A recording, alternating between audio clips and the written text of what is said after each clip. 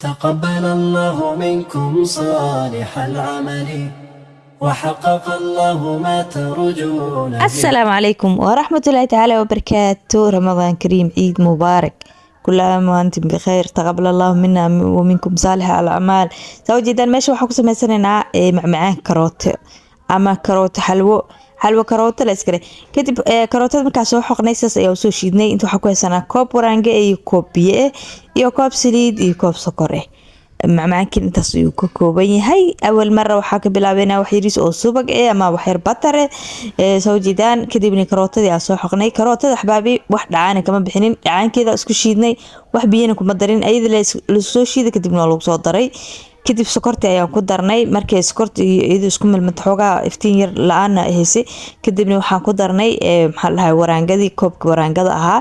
kadib waa la isku qasayaa, gacanta lagama joojinaa waraangada markii lagu daro. kadib caraftii ku darsanayna. waxa aniga caraf ahaan u isticmaalay waa joos iyo heeli qarfo saa u jeedaan. kabacdina carafta inaba caadi maaha, quruux oo soo noqday.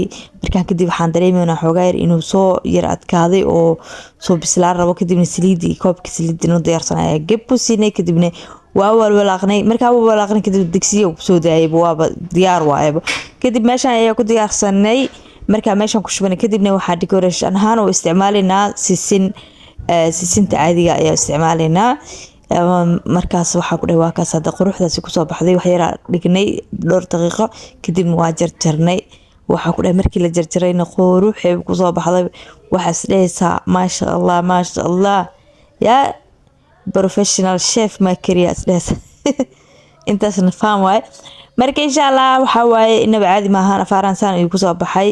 haddii aad ka hesheen videoga noo like gareeya, noo share gareeya. haddii aad nagu cusubtihiin nasoo subscribe gareeya oo videoga asxaabtiin lasii wadaaga. wax kasta oo iidaan aan samaysanin waa nalasii wadaagi doonaa. soo dhawaada.